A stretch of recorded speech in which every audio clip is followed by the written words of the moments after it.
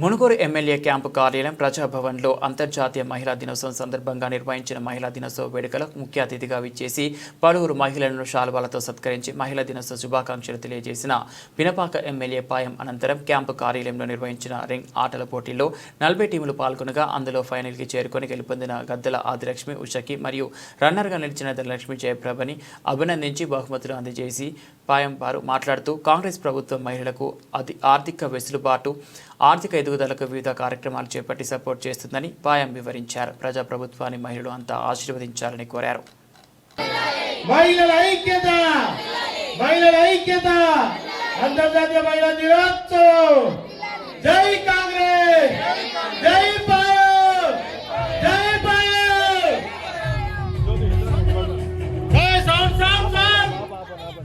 కోరుతా ఉన్నా, మహిళల గురించి మనం ఎంత చెప్పినా తక్కువ. మనం తెలుగు రాష్ట్రాల్లో మన ప్రాంతాలు కానీ ఎక్కడైతే మహిళల్ని మనం గౌరవించుకుంటామో, ఎక్కడైతే మనం మహిళల్ని పూజించుకుంటామో, ఎక్కడైతే దేవతల్ని మనం దేవతల్లేక మహిళల్ని మనం చూస్తామో, ఆ గ్రామం కానీ ఆ కుటుంబం కానీ ఆ ప్రాంతం కానీ సుఖ సంతోషాలతో వర్ధిల్లుద్ది. ఇది నగర సత్యం, చరిత్ర చెప్తా ఉంది. కాబట్టి మీ కుటుంబాల్లో మగవాళ్ళు కానీ ఆడవాళ్ళు కానీ మీ పిల్లలు ఉంటారు, మీకు ఆడబిడ్డలు అదేవిధంగా అబ్బాయిలు ఉంటారు కుటుంబాల్లో. ఇద్దరిని సమానంగా చూడండి, చూడండి. ఆడైనా మగైనా అందరు సమానమే. ఇవాళ మహిళ కూడా ఏ రంగాల్లో కూడా తీసుకోవట్లేదు. ఉదాహరణకు ఇవాళ చూస్తే ఇవాళ మహిళలు మన ప్రధానమైన ప్రపంచవ్యాప్తంగా దేశవ్యాప్తంగా మన రాష్ట్రంలో కూడా పండుగ వాతావరణం నెలకొన్నటువంటి సందర్భం. కాబట్టి ఇవాళ మహిళల గురించి మనం మాట్లాడుకునే సందర్భంలో ఇక్కడ ఉన్నటువంటి మహిళా సోదరీమణులందరూ, ఆడబిడ్డలందరూ, వేదిక ఉన్న వాళ్ళందరూ కూడా మరి వివిధ రంగాల్లో పనిచేస్తూ, వివిధ డిపార్ట్మెంట్లో పనిచేస్తూ ఈ దేశానికి, ఈ సమాజానికి, ఈ ప్రాంతానికి సేవ చేస్తున్నటువంటి కష్టంతో ఇబ్బందులు, కష్టాలు, బాధలు అనేది ఏమించి మరి ఇవాళ వివిధ రంగాల్లో పనిచేస్తూ ఒక ప్రత్యేకమైన గుర్తింపు, పేరు, ప్రతిష్టలు, గౌరవ మర్యాదలు మరి పొందినటువంటి మహిళా లోకానికి, మహిళా సోదరీమణులందరికీ కూడా ఈ సందర్భం నేను పేరు పేరున శుభాకాంక్షలు తెలియజేసుకుంటూ, మహిళలు ఎవరు మాట్లాడినా చెప్తా ఉంటారు, మహిళలు సమాజంలో మరి ఇవాళ ఆకాశంలో సగం మంది మహిళలు. ఎందులోనైనా మహిళలు వెనకాడు వేయరు.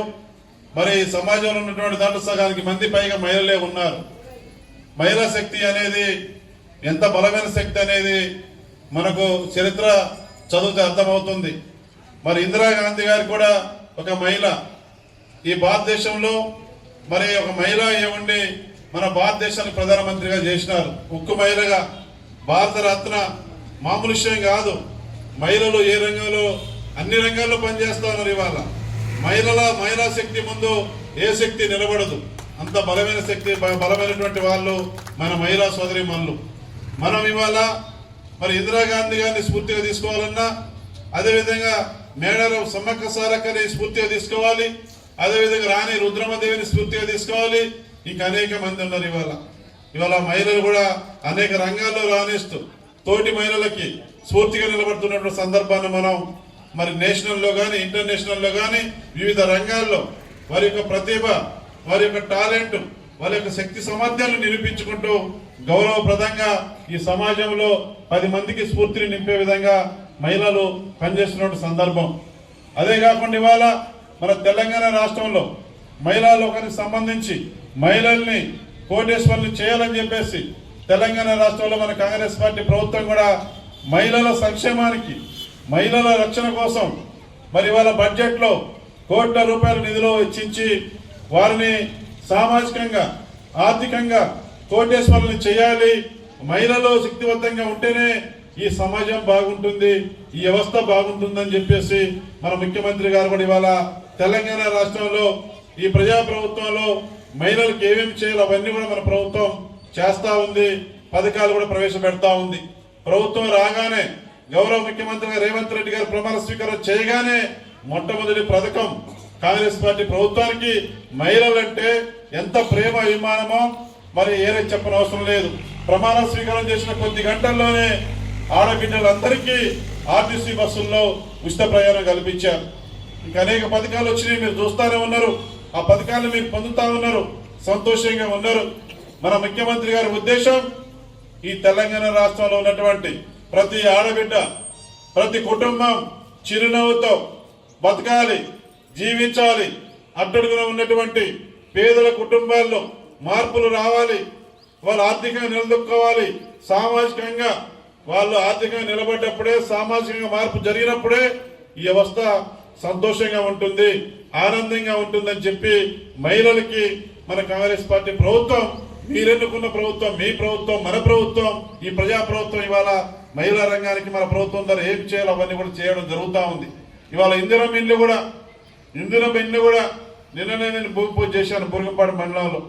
మరి ఇవాళ పేదవాళ్ళు, ఎస్సీలు, ఎస్టీలు, బీసీలు, మైనార్టీలు, కులాలకు అతీతంగా, మతాలకు అతీతంగా పేదవాళ్ళకు కాదా, అటువంటి వాళ్ళందరికీ కూడా ఇవాళ ఇందిరం పథకంలో ఇందిరమ్మ ఇల్లు నిర్మాణం నేను స్టార్ట్ చేసుకున్నాం. ఇవాళ లంకమల్లారులో మన మనుగూరు మండలంలో కూడా ఇందిరమ్మ ఇల్లు నిర్మాణానికి భూమి పూజ చేసుకోబోతున్నాం. ఈ సందర్భంగా నేను మహిళలు చెప్తా ఉన్నా.